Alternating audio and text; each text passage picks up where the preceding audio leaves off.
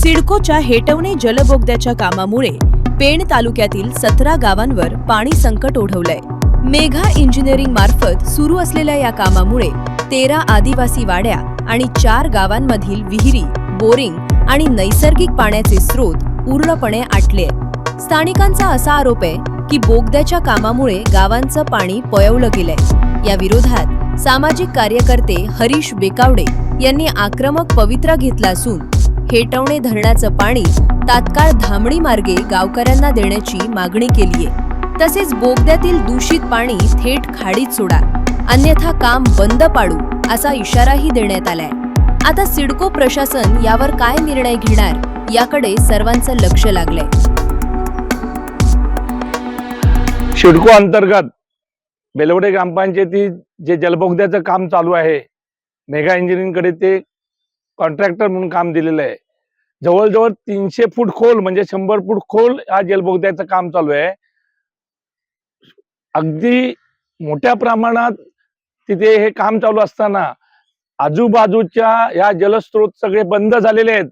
विहिरी आटल्यात, तलाव आटलेत, बोरिंगचं पाणी गेलंय। जवळपास 13 आदिवासी वाड्या आणि 4 गावे यांचं पाण्याचं स्रोतच बंद झालेलं आहे। एवढ्या मोठ्या प्रमाणात डोंगरातून खालच्या आणि जमिनीतून मोठ्या प्रमाणात हा बोगदा काढत असताना एवढ्या मोठ्या भीषण प्रकारे हे परिणाम होतील हे सिडकोला माहित नव्हते का? सिडकोनी प्रॉपर याचा अभ्यास केला नव्हता का? पर्यावरणाच्या परवानग्या घेतल्या नव्हत्या का? जरी शासन म्हणून तुम्ही असणार, शासनामध्ये असलात, तर ह्या जनतेच्या आयुष्याचं वाटोळं करण्याचं काम प्रशासनाने हातात घेतलंय का? आम्हाला आयुष्यभर नैसर्गिक जे स्रोत होते ते बंद करून सर्वसामान्य नागरिकांना वेठीस धरण्याचं काम जर प्रशासनाने सिडको करत असेल, यासारखं दुर्दैव नाही। तुम्हाला माहित नव्हतं काय पाणी जाणार ते? वारंवार गेले 18 ते 20 महिने आम्ही सातत्याने प्रयत्न करत आहोत की या पाणी जाण्याने आमचे काय हाल होतात, त्याकडे तुम्ही दुर्लक्ष करता। तुम्ही मेगा कंपनीचं नाव सांगता, मेगा ही कॉन्ट्रॅक्टर आहे। तुम्ही कोणत्याही परिस्थितीत जे काय परिणाम वाईट झाले याचा अभ्यास का करत नाही? 12 मार्च मध्ये मी उपोषण केलं तहसील ऑफिसला। त्यावेळेला 13 मार्चला 2 दिवसानंतर त्यांनी लेखी लिहून दिले की तुमचं हे जे खराब पाणी जे टनेल मधून रॉ वॉटर निघते ते 6 किलोमीटर पाईपलाईन टाकून आम्ही खाडीमध्ये सोडू। त्याचं काम अद्याप केलेलं नाहीये। दुसरी गोष्ट म्हणजे पाण्याचा कायमस्वरूपी प्रश्न मिटावा म्हणून हेटवण्याची जी पाईपलाईन आहे त्या पाईपलाईन मधून धामणी मार्गे, आंबेगाव मार्गे तुम्हाला आदिवासी वाड्या, मुंगोशी, बेलवडे, दवनसर यांना पाणी देऊ, हे सुद्धा विजिबिलिटी करून व्यवस्थितरित्या त्याचं इस्टिमेट तयार करून आम्ही तात्काळ तेही काम करू हे सांगितलं होतं आणि कायमस्वरूपी पाण्याचा प्रश्न सोडू। जर काही धरण पेनच्या जनतेसाठी आहे, सिंचनासाठी आलं होतं, याचं सगळं पाणी मुंबईला पळत, तुमच्या बापाची प्रॉपर्टी नाहीये। शासन म्हणून तुम्ही जरूर असाल, पण लोकांचे हाल करून, लोकांचं आयुष्य उद्ध्वस्त करून पाणी नवी मुंबईला नेता आणि आम्हाला इथे खारेपट्यात 35 वर्ष तुम्ही भिकायला लावलं, तसंच आमच्या ह्या भागाला तुम्ही भिकायला लावणार। या पाण्यावर हक्क आमचा आहे, आम्हाला ते पाणी मिळालं पाहिजे आणि या बोगद्याचं काम चालू करण्यामध्ये आमची कोणती हे नाहीये। परंतु जर आमची जर व्यवस्था करत नसाल तर हा जलबोगद्याचं काम थांबवा। एक दिवस जरी जलबोगद्याचं काम थांबवलं ना, काय अवस्था होईल सिडकोला माहिती आहे। पण सिडको हात वर करते, कॉन्ट्रॅक्टरवर सगळं लोटते। कॉन्ट्रॅक्टरला तुम्ही आदेश का देत नाही? उद्याच्या उद्या होणाऱ्या मीटिंग मध्ये कॉन्ट्रॅक्टरला आदेश द्या, तुम्ही लेखी पत्र द्या की सगळं जलबोगद्याचं काम सुरू करायच्या अगोदर जी काय पाण्याची व्यवस्था आहे पाईपलाईनद्वारे हेटवणे पाहिजे पहिल्यांदा सुरू करा काम। आणि जे खराब पाणी आहे टनेल मधनं ते बाहेर काढण्याचं पाणी आहे, काढलेलं पाणी ते 6 किलोमीटर पाईपलाईन टाकून तुम्ही खाडीमध्ये सोडा। बाकी आम्हाला काय कळत नाही। नाहीतर यापेक्षा मोठं आंदोलन मला असं वाटतंय गावकरी आणि ग्रामस्थ किंवा सरपंच बोललेले आहेत, बाईट दिले, मी असं माझ्या कानावर आहे, मोठं आंदोलन स्वीकारू। मी तर म्हणतोय स्थानिक आमदार, खासदार यांनी जातीने लक्ष देऊन तुम्हाला आम्ही निवडून दिलेलं आहे, लोकांचे सेवक आहात तुम्ही।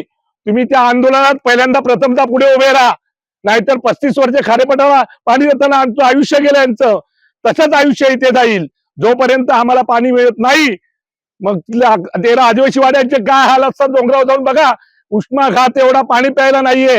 हे पाणी पोचवतात, बोलतात 1 दिवस आड पाणी येतंय, टँकर वेळेवर जात नाहीत। शेजार तहसीलदार म्हणाले आम्ही टँकरची व्यवस्था करू, प्रशासनाला कळू।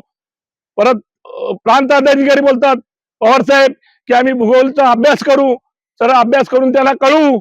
हे कधी करणार? गेले 2 वर्ष चालले, कसला अभ्यास करताय? लोकांचं जीवन इथं उद्ध्वस्त झालंय, कोणाली मध्ये घेऊ नका। प्रथमतः लोकांच्या ज्या मागण्या आहेत त्या प्रमुख मागण्या पहिले तिकडून आमच्या दारात पाणी येऊ द्या, पाईपलाईन येऊ द्या पेटवण्याची, आणि खऱ्या खाडीमध्ये खराब पाणी सोडा.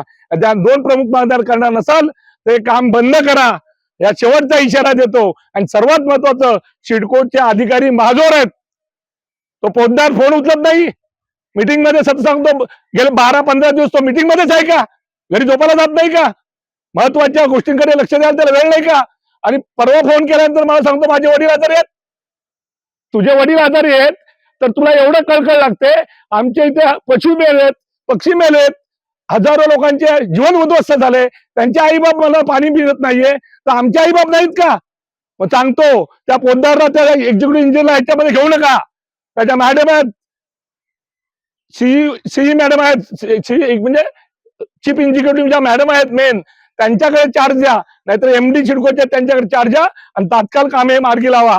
अन्यथा मोठं आंदोलन केल्याशिवाय आम्ही ग्रामस्थ गप्प बसणार नाही. आणि सामाजिक कार्यकर्ता म्हणून सांगतो, शांततेच्या मार्गाने मी उपोषण केलं. मला लेखी दिलेले आहात, लेखी पत्र माझ्याकडे आहे. तुम्ही मागण्या, या 2 मागण्या करतो म्हणून लेखी दिलेलं पत्र आहे.